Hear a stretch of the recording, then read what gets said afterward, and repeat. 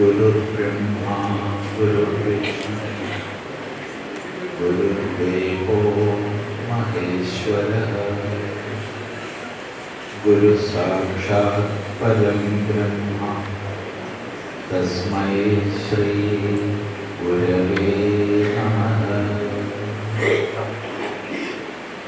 ओम सदाशिवसमारम्भां शंकराचार्यमध्यमाम् अस्मदाचार्यपर्यन्तां वन्दे गुरुपरम्पराम्।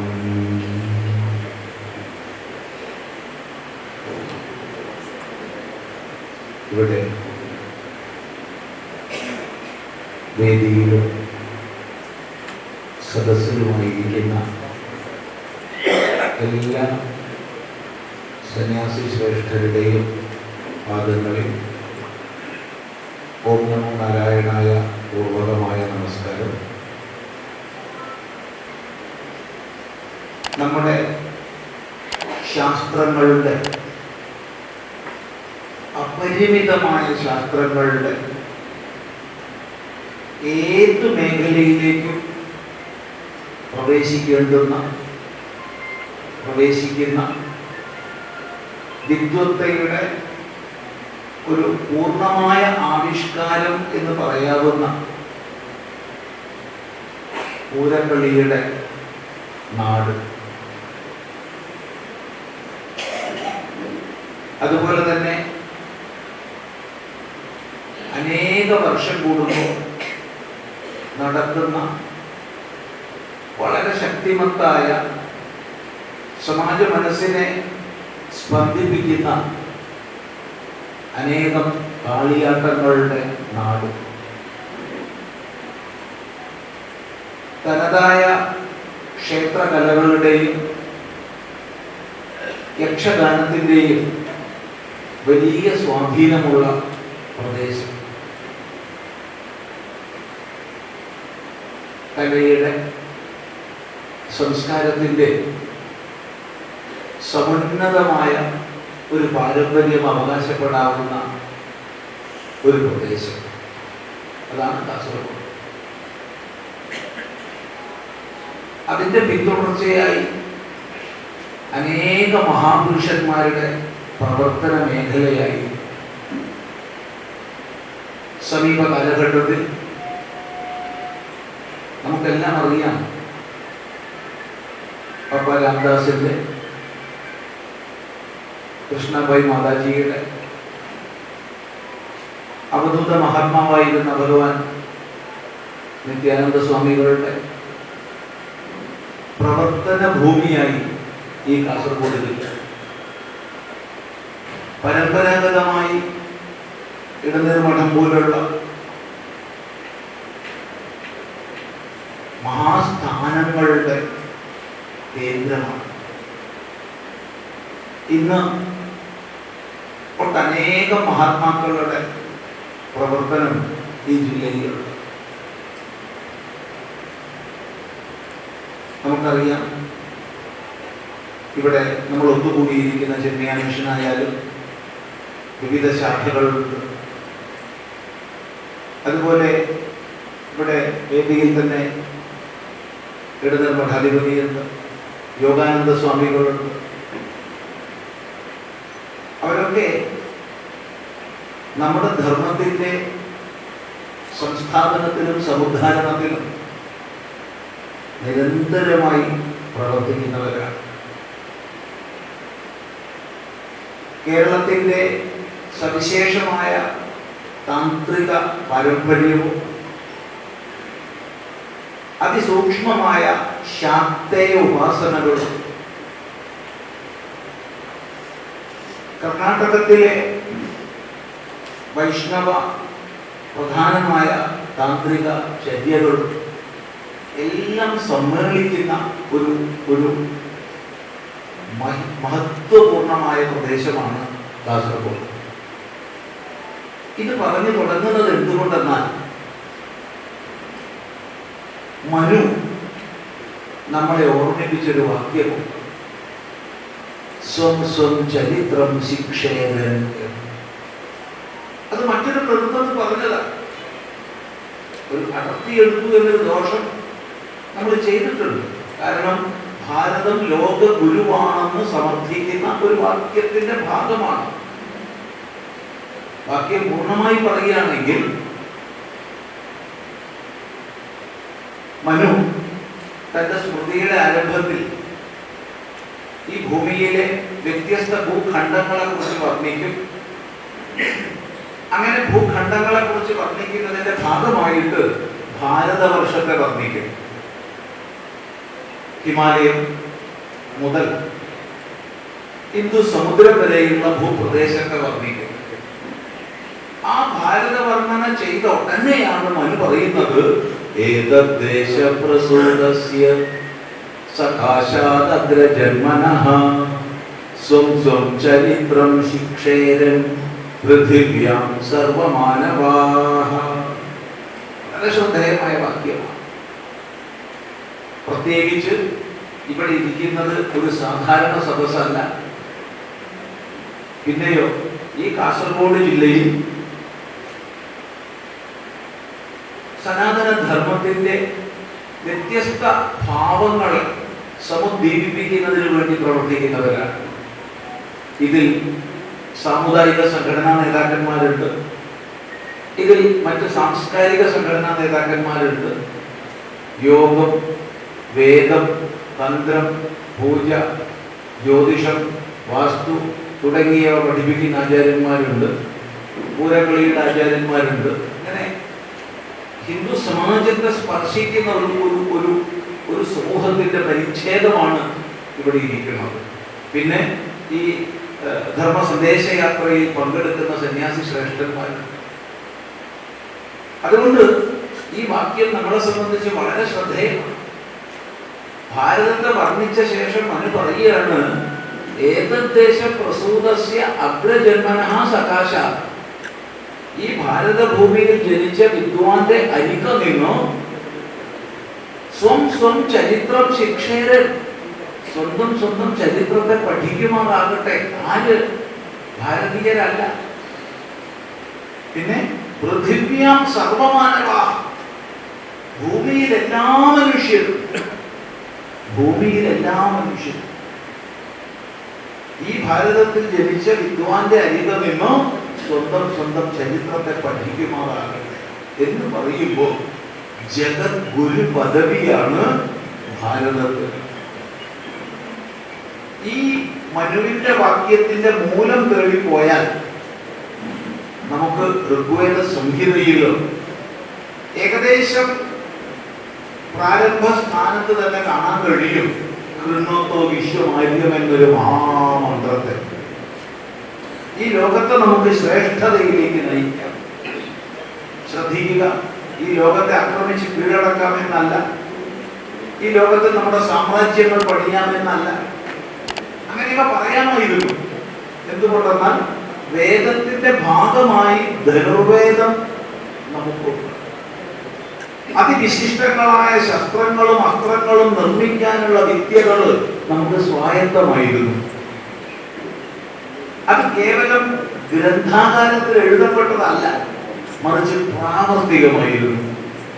ഒറ്റ ദൃഷ്ടാന്തം മാത്രം പറയാം. ദീർഘമായി പ്രസംഗിക്കില്ല എന്ന് പറഞ്ഞത് തെറ്റിക്കരുതല്ലോ. ഒരു ദൃഷ്ടാന്തം മാത്രം പറയാം. അതിപ്രാചീനമായ വാൽമീകി രാമായണത്തിൽ ശ്രീരാമ ജന്മഭൂമിയായ അയോധ്യയെ വർണ്ണിക്കുന്ന സന്ദർഭത്തിലും രാവണന്റെ അധീനതയിലുള്ള ലങ്കയെ വർണ്ണിക്കുന്ന സന്ദർഭത്തിലും വാൽമീകി മഹർഷി ഒരേ വർണ്ണന ചെയ്തിട്ടുണ്ട്. അത് പട്ടണത്തിന്റെ ചുറ്റുപാടും തുല്യ അകലത്തിൽ ശതഘ്നികൾ വിന്യസിക്കപ്പെട്ടിരുന്നു എന്നുള്ളതാണ്. ശതഘ്നികൾ, ശതഘ്നി എന്ന് പറഞ്ഞാൽ എന്താണെന്ന് സത്യസന്ധമായി എനിക്കറിയില്ല. പക്ഷെ വാക്കിന്റെ അർത്ഥം അറിയാം. ശതാൻ ഘ്നന്തി ഇതി ശതഘ്നി. ഒറ്റ വിക്ഷേപണത്തിൽ നൂറുകണക്കിന് പേരെ കൊല്ലാൻ കഴിവുള്ള ആയുധ വിശേഷത്തിനാണ് ശതഘ്നി എന്ന് പറയുന്നത്. അപ്പൊ തുല്യ അകലത്തിൽ ശതഘ്നികൾ വിന്യസിച്ചിരുന്നു എന്ന് പറയണമെങ്കിൽ അതെന്തൊരു അത്ഭുതകരമാണ്. അത്ര വലിയ ആയുധ സമ്പത്ത് നമുക്കുണ്ടായിരുന്നു, അത്ര വലിയ ആയോധന പാഠകമുണ്ടായിരുന്നു. വെറും ശാന്തി മന്ത്രം ചൊല്ലിയവരല്ല നമ്മൾ. പലരും ധരിക്കുന്നത് ശാന്തി മന്ത്രം മാത്രമേ ചൊല്ലിയിട്ടുള്ളൂ എന്നാണ്. അല്ല, ശാന്തി മന്ത്രം ചൊല്ലിയവരാണ് നമ്മൾ. ലോകത്തിന് മുഴുവൻ ശാന്തി ഉണ്ടാവട്ടെ, സജ്ജനങ്ങൾക്ക് ശാന്തി ഉണ്ടാവട്ടെ എന്നല്ല,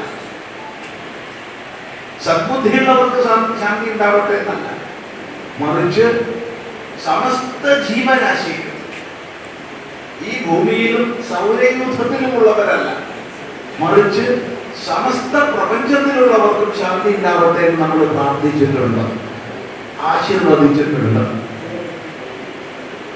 അതേ സമയത്ത് ശക്തിയുടെ മഹാസന്ദേശം അതിനെയും തുല്യ ഭാവത്തിൽ ആദരിച്ചിട്ടുണ്ട്, ആരാധിച്ചിട്ടുണ്ട്. നമ്മൾ പൂജിക്കുന്ന സകല ദേവതകൾക്കും അനേകവിധ ആയുധ വിശേഷങ്ങളുണ്ട്. വെറും കൈയായി കാര്യം ചിന്തിക്കുക. ശക്തിയുടെയും ശാന്തിയുടെയും സമന്വയമാണ് നമുക്ക് ഋഷിമാർ പകർന്നു തന്ന കാഴ്ചപ്പാട്. അപ്പൊ അതുണ്ടായിരിക്കെ നിങ്ങൾ ലോകത്തിന്റെ വിവിധ ഭാഗങ്ങളിൽ പോയി ആക്രമിച്ച് കീഴടക്കൂ, നിങ്ങളുടെ സാമ്രാജ്യങ്ങൾ പണിയൂ എന്ന് പറയാമായിരുന്നു. പറഞ്ഞില്ല, ഒരിടത്തും പറഞ്ഞില്ല. മറിച്ച് ഈ ലോകത്തെ മുഴുവൻ നമുക്ക് ശ്രേഷ്ഠതയിലേക്ക് നയിക്കാം എന്നാണ് പറഞ്ഞത്. എങ്ങനെയാണ് ശ്രേഷ്ഠതയിലേക്ക് നയിക്കുക? അവിടെയാണ് ഭാരതത്തിന്റെ ജഗദ്ഗുരു പദം നമ്മൾ മനസ്സിലാക്കേണ്ടത്. ആ ജഗദ്ഗുരു പദത്തിന്റെ വലിയൊരു മഹിമയിലേക്ക് ഒരു സൂചന മാത്രം പറയാം. നമ്മെ സംബന്ധിച്ച് ആധ്യാത്മികം ഭൗതികം എന്ന വ്യത്യാസമുണ്ട്. വിദ്യയുടെ എല്ലാ ശാഖകളെയും എല്ലാ മേഖലകളെയും നമ്മൾ ആദരിച്ചു. ഈശ്വര തത്വത്തെ സുസൂക്ഷ്മം അപഗ്രഥിച്ച ബാദരായണൻ നമുക്ക് മഹർഷിയാണെങ്കിൽ ഈശ്വരനെ നിഷേധിച്ച ചാർവാകനും നമുക്ക് മഹർഷിയാണ്. അദ്ദേഹം നമ്മൾ എത്തിയിഷ്ടം എന്ന് പറഞ്ഞ് മാറ്റി വെച്ചില്ല. ബൗദ്ധിക സ്വാതന്ത്ര്യം, വിചാര സ്വാതന്ത്ര്യം, അതിന്റെ പരമാവധി നമ്മൾ ഇവിടെ കാണുന്നു. ഇന്നും അഗ്രിമമായി നിലകൊള്ളുന്ന കാമസൂത്രങ്ങൾ രചിച്ചത് വാത്സ്യായനല്ല, വാത്സ്യായന മഹർഷിയാണ്. അദ്ദേഹത്തെ നമ്മൾ സെക്സോളജിസ്റ്റ് എന്ന് പറഞ്ഞ് മാറ്റി വെച്ചില്ല. അറിവിന്റെ ഒരു ശാഖയെയും മാറ്റി വെച്ചില്ല, എല്ലാത്തിനെയും ആദരിച്ചു. വിചാര സ്വാതന്ത്ര്യം നമ്മൾ അങ്ങേയറ്റം അനുവദിച്ചു. ഈ ഒരു പൈതൃകം, ഈ ഒരു പാരമ്പര്യം, അതിന്റെ പിന്മുറക്കാരാണ് നമ്മൾ. ശ്രദ്ധിക്കുക, ആ വാക്യത്തിൽ മനു പറഞ്ഞു വെച്ചത് സ്വന്തം ചരിത്രത്തെ പഠിക്കുമാറാകട്ടെ എന്ന്. ചരിത്രബോധമുള്ളവർക്ക് മാത്രമേ ചാരിത്ര്യമുണ്ടാകൂ. ചാരിത്രവാന്മാർ മാത്രമേ ഉത്തമ പൗരന്മാരാകൂ. വോട്ട് ചെയ്തത് കൊണ്ട് പൗരന്മാരാകില്ല. നമ്മൾ ഉത്തമ പൗരന്മാരായാൽ മാത്രമേ നമ്മുടെ സ്വാതന്ത്ര്യം പോലും സഫലമാകൂ. ഇല്ലെങ്കിൽ സഫലമാകില്ല എന്ന് മാത്രമല്ല, നാം എല്ലാവരും ഓർമ്മിക്കേണ്ടുന്ന ഒരു യാഥാർത്ഥ്യമുണ്ട്. ആ യാഥാർത്ഥ്യം ചരിത്രത്തിൽ നിന്ന് പാഠം ഉൾക്കൊള്ളാത്ത ഒരു സമാജവും നിലനിന്നിട്ടില്ല എന്നുള്ള വസ്തുതയാണ്. ആവർത്തിക്കട്ടെ, ചരിത്രത്തിൽ നിന്ന് പാഠം ഉൾക്കൊണ്ടിട്ടില്ലാത്ത ഒരു സമാജവും നിലനിന്നിട്ടില്ല. ഗ്രീസിലേക്ക് നോക്കിക്കോളൂ, റോമിലേക്ക് നോക്കിക്കോളൂ, ഇന്നത്തെ ഇറാൻ, ഇറാഖ് തുടങ്ങിയ പ്രദേശങ്ങളിലേക്ക് നോക്കിക്കോളൂ, അമേരിക്കയിലേക്ക് നോക്കിക്കോളൂ, ആഫ്രിക്കയിലേക്ക് നോക്കിക്കോളൂ, ആസ്ട്രേലിയയിലേക്ക് നോക്കിക്കോളൂ. അവിടെ എല്ലാം മഹത്വപൂർണങ്ങളായ പ്രാചീന സംസ്കൃതികൾ നിലനിന്നിരുന്നു. ഭാരതത്തിൽ മാത്രമൊന്നുമല്ല പ്രാചീന സംസ്കൃതി നിലനിന്നത്, ഭാരതത്തിൽ മാത്രമൊന്നുമല്ല, അവിടെ എല്ലാം പ്രാചീന സംസ്കൃതികൾ നിലനിന്നിരുന്നു എന്ന് മാത്രമല്ല, അവയ്ക്കെല്ലാം സമാനതകളും ഉണ്ടായിരുന്നു. അവയെല്ലാം വൈവിധ്യങ്ങളെ അംഗീകരിക്കുന്നവയായിരുന്നു. അവയെല്ലാം പ്രകൃതിയെ പൂജിക്കുന്നവയായിരുന്നു. എല്ലാം ഒരു സന്ദേഹമില്ലാതെ ഇന്നും ഖനനം ചെയ്യുന്ന സമയത്ത് ഭൂമിക്കടിയിൽ നിന്ന് കിട്ടുന്ന ഗ്രീസിലെ അവശിഷ്ടങ്ങൾ നോക്കിക്കഴിഞ്ഞാൽ ആയിരം വർഷങ്ങൾക്ക് മുൻപ് ഉണ്ടായിരുന്ന അവിടുത്തെ ക്ഷേത്രങ്ങളുടെ വട്ടശ്രീകോവിലും ചതുരശ്രീകോവിലും ഇനി വലിയ സഭാമണ്ഡപങ്ങളൊക്കെ അടങ്ങുന്ന ക്ഷേത്രങ്ങളുടെ അവശിഷ്ടങ്ങൾ കണ്ടാൽ അവർ പ്രകൃതിയെ ആരാധിച്ചിരുന്നതിന്റെ മഹിമ നമുക്ക് കാണാൻ കഴിയും. ഉദാഹരണത്തിന് പറഞ്ഞെന്ന് മാത്രം. പക്ഷെ എന്ത് സംഭവിച്ചു? മതാധിഷ്ഠിത സാമ്രാജ്യത്വ ശക്തികളാൽ അവ മുഴുവൻ നശിപ്പിക്കപ്പെട്ടു. അതെ, മതങ്ങളാണ് സംസ്കാരങ്ങളെ നശിപ്പിച്ചത്. പറഞ്ഞു മതിയാവും. അതെങ്ങനെയാണെന്ന് ചിലരെങ്കിലും സംശയിക്കും. നോക്കൂ, സംസ്കാരവും മതവും തമ്മിലുള്ള വ്യത്യാസം വനവും തോട്ടവും തമ്മിലുള്ള വ്യത്യാസമാണ്. വനം എന്ന് പറയുമ്പോൾ അത് ആയിരക്കണക്കിന് വൃക്ഷങ്ങൾ, ആയിരക്കണക്കിന് പുലിവർഗ്ഗങ്ങൾ, ആയിരക്കണക്കിന് വള്ളിപ്പടർപ്പുകൾ, അനേകായിരം ജീവരാശികൾ ഒന്നിച്ച് സഹവസിക്കുന്ന സ്വാഭാവിക ജീവാവാസ വ്യവസ്ഥയാണ്. പരസ്പര ആദരവോടുകൂടി, അംഗീകാരത്തോടുകൂടി. അതെ, അവിടെ കളയും വിളയുമില്ല. അവിടെ എല്ലാവരും ഒന്നിച്ച് സഹവസിക്കുകയാണ്. എന്നാൽ നവീനങ്ങളായ യന്ത്രോപകരണങ്ങൾ ഉപയോഗിച്ച് അവിടെയുള്ള വൃക്ഷങ്ങളെ മുഴുവൻ വെട്ടി നശിപ്പിച്ച് ഭൂമി നിരപ്പാക്കി തുല്യ അകലത്തിൽ കുഴിയെടുത്ത് അതിൽ ചെടികൾ നട്ട് അഥവാ വിത്ത് നട്ട് നനച്ച് വളം കൊടുത്ത് വളർത്തിയാൽ, കളകൾ പറിച്ചാൽ അവിടെ പച്ചപ്പ് വളർന്നു വരും. വലിയ തോട്ടങ്ങളായിട്ട് അവ തീരും. പക്ഷെ ആ തോട്ടങ്ങൾ ഒരിക്കലും വനമാവില്ല. കാരണം അവിടെ ഒരു വിള, മറ്റെല്ലാം കള. വനത്തിൽ കളയും വിളയുമില്ല. മതങ്ങൾ തോട്ടങ്ങൾ ഒന്നിനു വേണ്ടി മാത്രം, ഒന്നിലേക്ക് മാത്രം, ഒന്നിൻ്റേത് മാത്രം, മറ്റെല്ലാം കളയാണ്. ഒന്നുകിൽ എന്നിലേക്ക് വരിക, അല്ലെങ്കിൽ നീ കളയപ്പെടേണ്ടവനാണ്. വൈവിധ്യങ്ങളെ അംഗീകരിക്കുക. എന്നാൽ ധർമ്മം അതല്ല, എന്നാൽ സംസ്കൃതി അതല്ല. അത് വൈവിധ്യങ്ങളെ ആദരിക്കുന്നതാണ്. നമുക്ക് ഒന്നിച്ചിവിടെ സഹവസിക്കാം. നീ നിന്റെ വിശ്വാസങ്ങളെ പുലർത്തിക്കൊള്ളൂ, നീ നിന്റെ ആചാരങ്ങളെ പുലർത്തിക്കൊള്ളൂ, ഞാൻ എൻ്റെ വിശ്വാസങ്ങളെയും ആചാരങ്ങളെയും പുലർത്തും. നമുക്ക് പരസ്പര ബഹുമാനത്തോടെ, പരസ്പര സ്നേഹത്തോടെ ഇവിടെ കഴിയാം. നീ എന്നെ നിന്ദിക്കാൻ വരരുത്, ഞാൻ നിന്നെയും നിന്ദിക്കില്ല. അഥവാ നീ എന്നെ നിന്ദിച്ചാൽ 10 ഇരട്ടി നിന്ദിക്കാൻ എനിക്കറിയാം. അതുകൊണ്ട് പരസ്പര സ്നേഹത്തോടെ ഒന്നിച്ച് സഹവസിക്കുന്ന വനം പോലെയാണ് സംസ്കാരം. അവയെ വെട്ടി നശിപ്പിച്ച് ഏകവിള തോട്ടം വെച്ച് പിടിപ്പിക്കലാണ് മതം. ഈ മതങ്ങളാണ് ലോകത്തിലെ പ്രാചീന സംസ്കാരങ്ങളെ നശിപ്പിച്ചത്. ഈ ചരിത്ര അനുഭവത്തിൽ നിന്ന് പാഠം ഉൾക്കൊള്ളാൻ കഴിയാത്ത ഒരു സംസ്കൃതിയും നിലനിൽക്കുകയില്ല. ഇതെന്തിന് ഇപ്പൊ പറഞ്ഞു എന്ന് ചോദിച്ചാൽ, ഇപ്പൊ ഇത് പറയേണ്ട സമയമായിരുന്നു.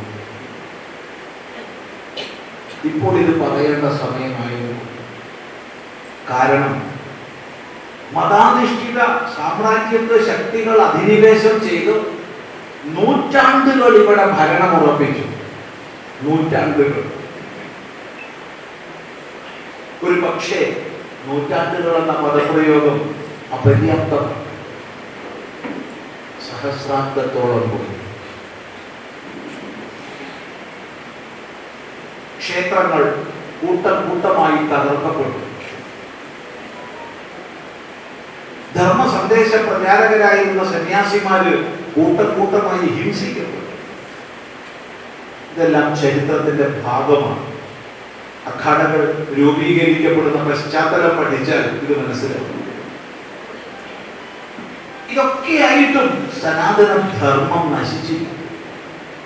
ഏതാനും ദശകങ്ങളെ കൊണ്ട് മറ്റു പ്രദേശങ്ങളിലെ പ്രാചീന സംസ്കാരങ്ങൾ നശിച്ച പോലെ ഈ സനാതന ധർമ്മം നശിച്ചില്ല. അവിടെയാണ് ഒരു വിദ്യാർത്ഥി ചോദ്യം ഉന്നയിക്കേണ്ടത്. എന്തുകൊണ്ട്? ആരാണ് ഈ ധർമ്മത്തെ സംരക്ഷിച്ചത്? ആരാണ് ഈ സംസ്കൃതിയെ സംരക്ഷിച്ചത്? തീർച്ചയായിട്ടും ക്ഷേത്ര കലകൾക്ക് സ്ഥാനമുണ്ട്. തീർച്ചയായിട്ടും ക്ഷേത്രങ്ങൾക്ക് സ്ഥാനമുണ്ട്. തീർച്ചയായിട്ടും കലാരൂപങ്ങൾക്ക് സ്ഥാനമുണ്ട്. തീർച്ചയായിട്ടും സന്യാസി ശ്രേഷ്ഠന്മാർക്ക് സ്ഥാനമുണ്ട്. എന്നാൽ ഇതൊന്നുമല്ല മുഖ്യം. ഏറ്റവും മുഖ്യം കുടുംബ വ്യവസ്ഥയാണ്. നമ്മുടെ കുടുംബ വ്യവസ്ഥ. ഇത് കേൾക്കുന്ന സമയത്ത് ചിലരെങ്കിലും സംശയിച്ചേക്കാം, ഈ ചിദാനന്ദപുരി സ്വാമി എന്ത് ബുദ്ധിത്താ പറയണത്? കാരണം ലോകത്തിന്റെ എല്ലാ ഭാഗങ്ങളിലും കുടുംബ വ്യവസ്ഥ ഉണ്ടായിരുന്നല്ലോ. അറിയാം. ഒന്നോ അതിലധികമോ സ്ത്രീകളും പുരുഷന്മാരും ഒരു വ്യവസ്ഥയ്ക്ക് വിധേയമായി ഒന്നിച്ച് താമസിക്കുകയും അങ്ങനെയുണ്ടാവുന്ന സന്താനങ്ങളെ വളരാൻ അനുവദിക്കുകയും ധനം സമ്പാദിക്കുകയും ഒക്കെ ചെയ്യുന്ന കുടുംബ വ്യവസ്ഥ ലോകം മുഴുവൻ ഉണ്ടായിട്ടുണ്ട്. എന്നാൽ മാതൃദേവോഭവ, പിതൃദേവോഭവ തുടങ്ങിയ മന്ത്രങ്ങളുടെ അടിസ്ഥാനത്തിൽ രൂപപ്പെട്ട കുടുംബ വ്യവസ്ഥ അമ്മിഞ്ഞപ്പാലിനോടൊപ്പം ആശയങ്ങളെയും ആചരണങ്ങളെയും തലമുറയിൽ നിന്ന് തലമുറയിലേക്ക് അയത്നപൂർവം കൈമാറിയ കുടുംബ വ്യവസ്ഥ അത് ഭാരതത്തിൽ മാത്രമേ ഉണ്ടായിട്ടുള്ളൂ. വേറെ എവിടെ ഉണ്ടായി? ഈ കുടുംബമാണ് നമ്മളെ രക്ഷിച്ചത്. ഈ കുടുംബമാണ് നമ്മളെ സംരക്ഷിച്ചത്. ഇത് പറയാൻ കാരണം ഈ ധർമ്മ സന്ദേശയാത്ര കേരളത്തിൽ നടത്താൻ മാർഗദർശക മണ്ഡലം ആലോചിക്കുന്നത് തന്നെ വാസ്തവത്തിൽ നമ്മുടെ കുടുംബങ്ങളിലുള്ള ഛിദ്രതയെ കണ്ടുകൊണ്ടാണ്. പെരുകുന്ന മയക്കുമരുന്നുകൾ, തകരുന്ന കുടുംബ ബന്ധങ്ങൾ, ശിഥിലമാകുന്ന കുടുംബ ജീവിതങ്ങൾ, പതിക്കും പത്നിക്കും ഇടയ്ക്ക് പോലും സംഭവിച്ചുകൊണ്ടിരിക്കുന്ന അന്തരങ്ങൾ, ജീവിത വീക്ഷണത്തിന്റെ അഭാവം കൊണ്ട് പെരുകുന്ന ആത്മഹത്യകൾ, സാമ്പത്തികമായി വ്യാവസായികമായി കച്ചവടത്തിൽ ഒക്കെ താഴോട്ട് താഴോട്ട് താഴോട്ട് പോകുന്ന അവസ്ഥാവിശേഷം ഹിന്ദു സമാജത്തിന്റെ മൊത്തത്തിലുള്ള ഉന്നമനത്തിന് വേണ്ടി മഹാമനീഷികളായ പൂർവാചാര്യന്മാര് വിഭാവന ചെയ്ത് രൂപപ്പെടുത്തിയ സാമുദായിക സംഘടനകൾ പലപ്പോഴും ഹിന്ദു എന്നുള്ള തായ്വേര് മറന്ന് ഭിന്നതയുടെ ആശയങ്ങളെ വിതയ്ക്കുന്ന സാഹചര്യങ്ങൾ. ഇതര മതങ്ങൾ ഏത് രാഷ്ട്രീയത്തിൽ പ്രവർത്തിച്ചാലും ആ മതത്തിന്റെ പേരിൽ ഒന്നാകും. പക്ഷേ ഹിന്ദു സമാജം രാഷ്ട്രീയത്തിന്റെ പേരിലും ഭിന്നിക്കുന്ന അവസ്ഥാവിശേഷം.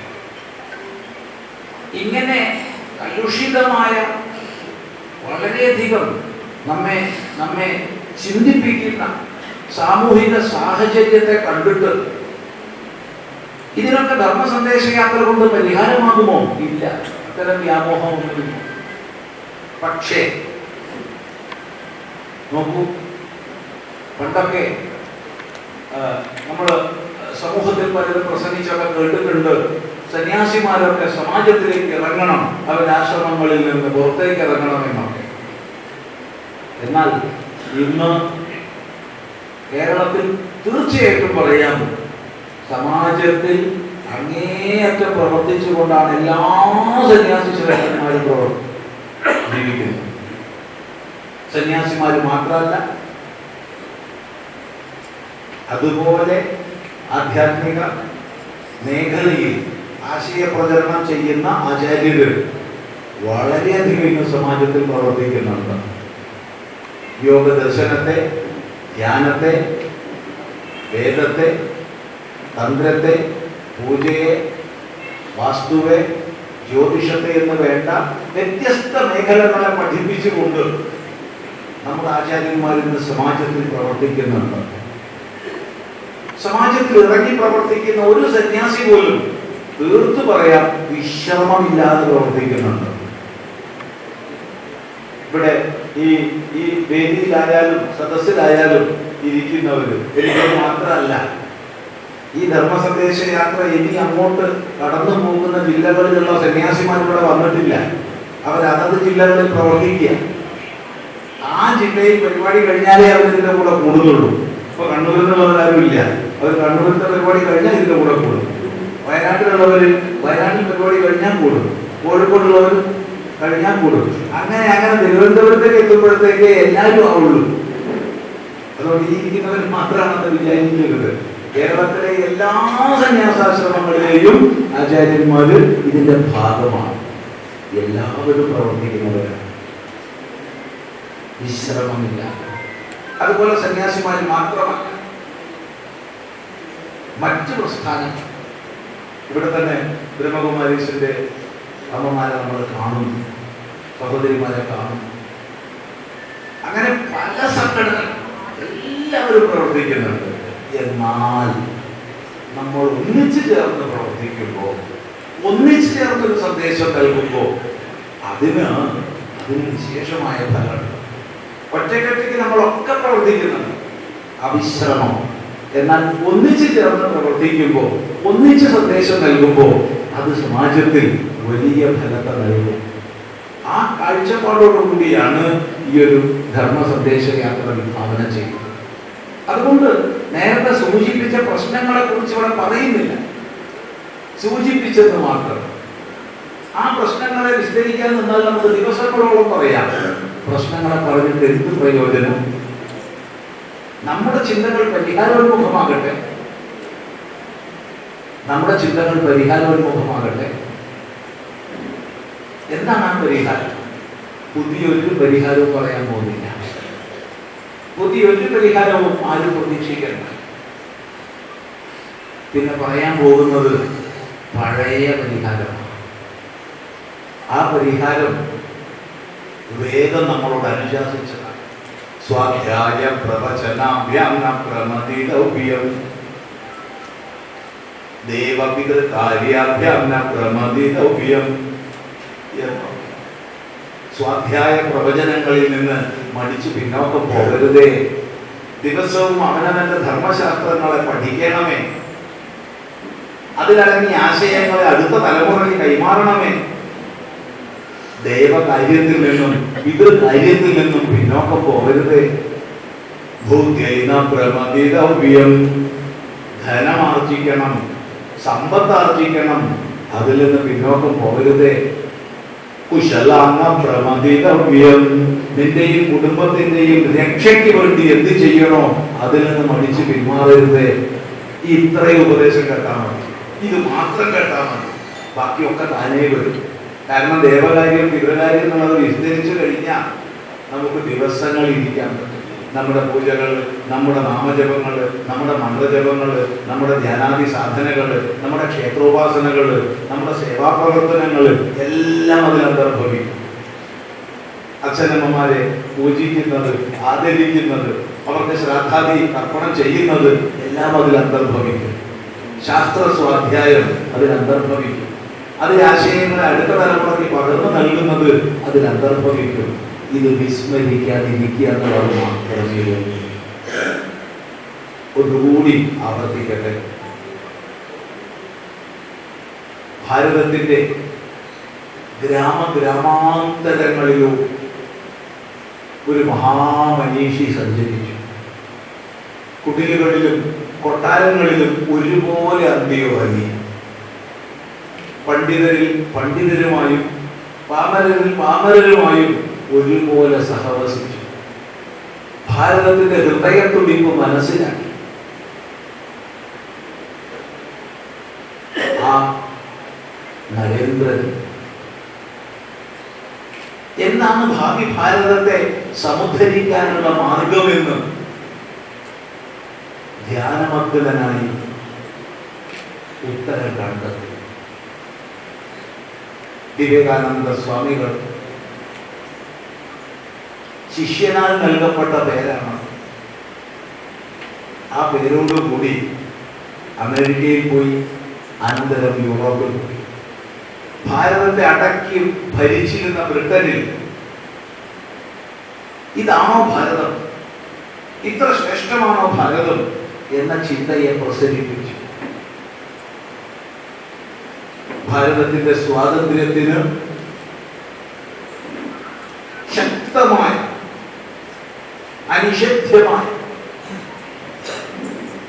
സമരം നടത്തുന്നതിന് നേതൃത്വം കൊടുക്കുന്നതിന് ബ്രിട്ടനിൽ നിന്ന് ഇങ്ങോട്ട് കൊണ്ടുവന്നു അയർലൻഡുകാരി ശിഷ്യയെ. മറക്കരുത്, ആ വിവേകാനന്ദ സ്വാമികൾ ഭാരതത്തിലേക്ക് തിരിച്ചു വന്നപ്പോൾ ഒരുപക്ഷെ ലോകം അതിന് മുമ്പും പിമ്പും കണ്ടിട്ടില്ലാത്ത വിധത്തിലുള്ള സ്വീകരണം ഭാരതീയ ജനത നൽകി. ആ സ്വീകരണ യോഗങ്ങൾക്ക് മറുപടി പറഞ്ഞുകൊണ്ട് സ്വാമിജി ഭാരതത്തോട് സംവദിച്ചു. ഇരിക്കുന്ന ഓരോ വ്യക്തിയും വായിക്കണം, പഠിക്കണം. Lectures from Colombo to Almora. അതിൽ സ്വാമിജി നമ്മളോട് ആഹ്വാനം ചെയ്തു. ഭാരതത്തിലെ എന്റെ രോഗം ഞാൻ മനസ്സിലാക്കിയിരിക്കുന്നു. പരിഹാരൌഷധം ഒന്നേയുള്ളൂ, എന്ന് മാത്രം. ഗിരിഗുഹകളിൽ നിന്നും യതിമഠങ്ങളിൽ നിന്നും വേദത്തെ പുറമേക്ക് കൊണ്ടുവരൂ. നമ്മുടെ സമാജത്തിൽ വേദം കൊണ്ടൊരു വെള്ളപ്പൊക്കം സൃഷ്ടിക്കൂ. ഇതാണ് സ്വാമിജി നൽകിയ സന്ദേശം. അതേ പരിഹാരമുള്ളൂ. വേദം എന്നതുകൊണ്ട് എല്ലാവരും ഇരുന്ന് സംഹിത പഠിക്കണം, അല്ലെങ്കിൽ എല്ലാവരും ഇരുന്ന് ബ്രാഹ്മണം പഠിക്കണം, എല്ലാവരും ആരണ്യകം പഠിക്കണം, ഉപനിഷത്ത് പഠിക്കണം എന്നൊന്നും പറഞ്ഞിട്ടില്ല. മറിച്ച് വേദത്തിന്റെ സാര സന്ദേശം നമ്മുടെ സമാജം ഉൾക്കൊള്ളണം. അതിനനുസൃതമായിട്ടുള്ള ആചരണം നമ്മൾ ചിട്ടപ്പെടുത്തണം. നമ്മുടെ ഗൃഹങ്ങൾ മാതൃകാ ഗൃഹങ്ങളാകണം. അടുത്ത തലമുറയ്ക്ക് നമ്മൾ മാതൃക കാണിച്ചു കൊടുക്കണം, കേൾപ്പിക്കല്ല. ദയവ് ചെയ്ത് ഉപദേശിക്കുന്നത് നിർത്തണം. പകരം കാണിച്ചു കൊടുക്കണം. അമ്മയും അച്ഛനും ഇത്തരമൊരു സമാജത്തെ സൃഷ്ടിക്കാൻ പ്രവർത്തിക്കേണ്ടവരാണ് നമ്മൾ.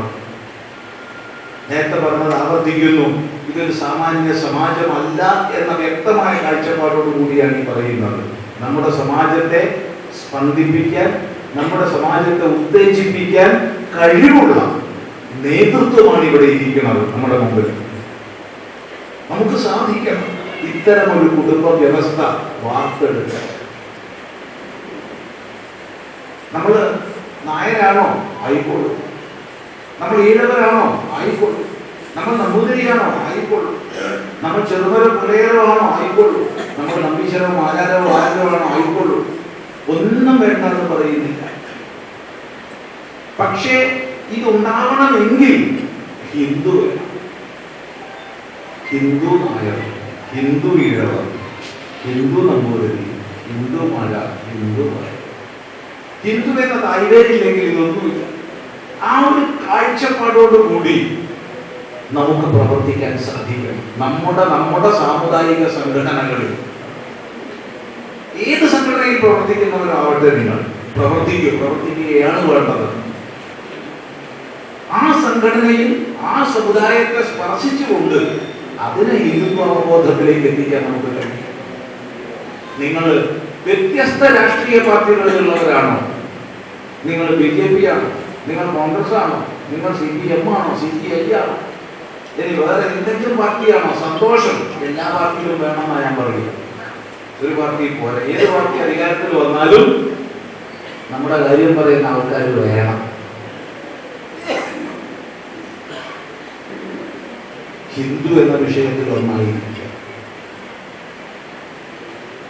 എന്തിന് സ്വാമി, എന്തിന് നമ്മൾ ഒത്തുചേർന്നിരിക്കുന്നത്? ചിന്മയ മിഷന്റെ കാസർഗോഡ് സ്ഥാപനത്തിലാണ്.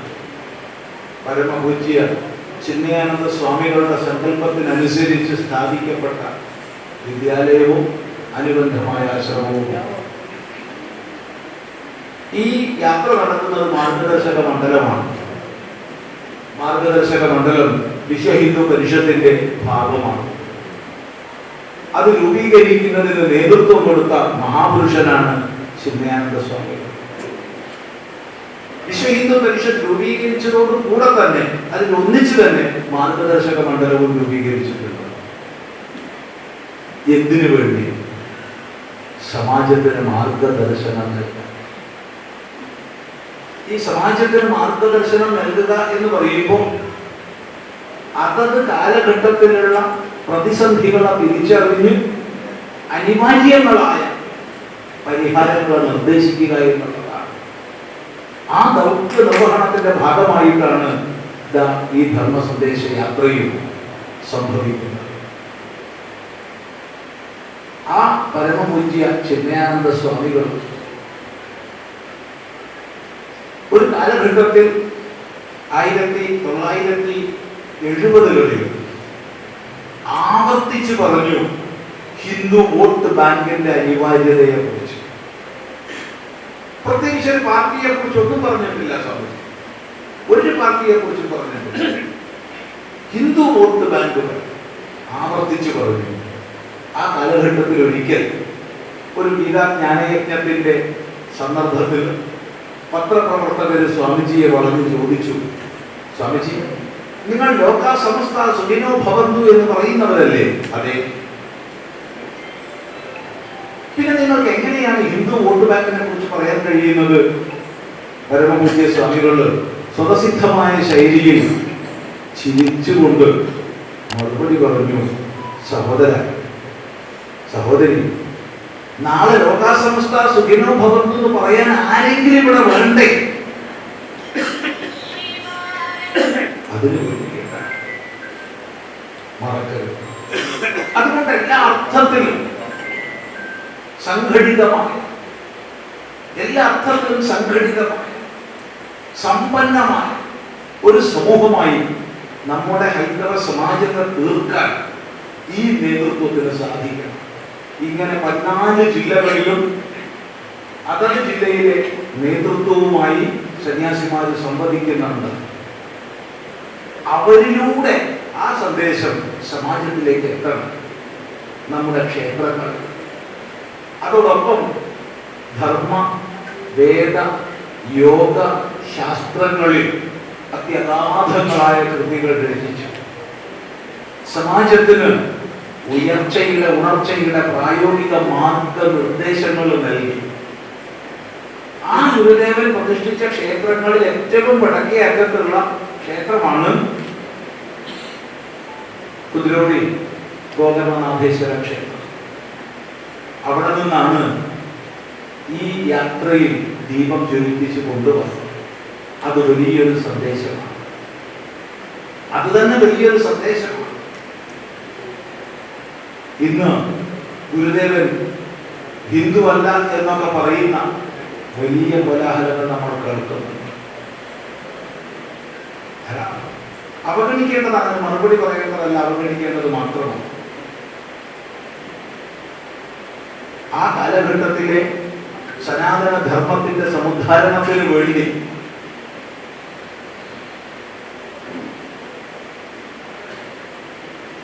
തീർത്തും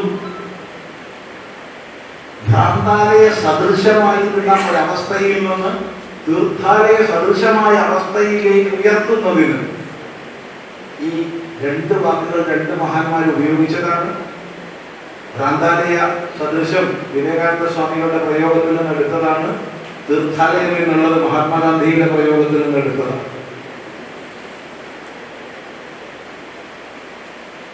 ഭ്രാന്താലയ സദൃശമായ അവസ്ഥയിൽ നിന്ന് തീർത്ഥാലയ സദൃശമായ അവസ്ഥയിലേക്ക് ഉയർത്തുന്നതിന് പരിശ്രമിച്ച മഹാത്മാക്കളിൽ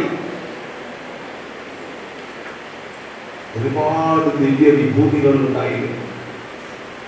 ആ ദിവ്യ വിഭൂതികളൊക്കെ ഒരു മഹാസന്ദേശത്തെ നൽകിയവരായിരുന്നു.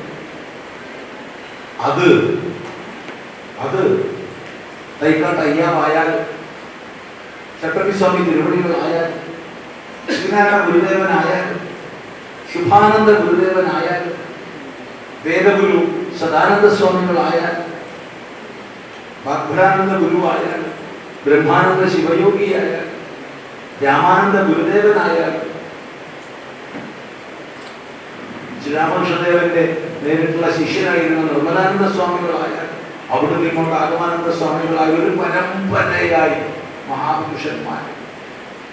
ആ മഹാപുരുഷന്മാരുടെ പരമ്പരയിലാണ് നേരത്തെ പറഞ്ഞ ഈ കാസർഗോഡ് ജില്ലയിൽ പ്രവർത്തിച്ച് ലോകം മുഴുവൻ സന്ദേശം വ്യാപിപ്പിച്ച മഹാപുരുഷന്മാരും പ്രയത്നിച്ചത്. അങ്ങനെയുള്ള മഹാപുരുഷന്മാരെല്ലാം നമുക്ക് തന്ന വലിയൊരു ദീപമുണ്ട്. ആ ദീപത്തിന്റെ മുഴുവൻ ഭാവങ്ങളെ സമാവാഹിച്ചുകൊണ്ടാണ് കുതിരോളിയിൽ നിന്ന് ആ ദീപം ജ്വലിപ്പിച്ചത്. അതുകൊണ്ട് സമുദായ ഭേദങ്ങളെ പറഞ്ഞ് കലഹിക്കാത്ത, രാഷ്ട്രീയ ഭേദങ്ങളെ പറഞ്ഞ് കലഹിക്കാത്ത ഈ സനാതന ധർമ്മമാണ് ലോകത്തിന് ശാന്തിയെ പ്രദാനം ചെയ്യാൻ സമർത്ഥവും ശക്തവുമായതെന്ന കാഴ്ചപ്പാടോടുകൂടിയ ഒരു സമാജത്തെ വാർത്തെടുക്കാൻ നമുക്ക് ഒത്തൊരുമിച്ച് പരിശ്രമിക്കാം എന്ന് മാത്രമാണ് ഈ ഭാഷണത്തിൽ പറയുന്നത്.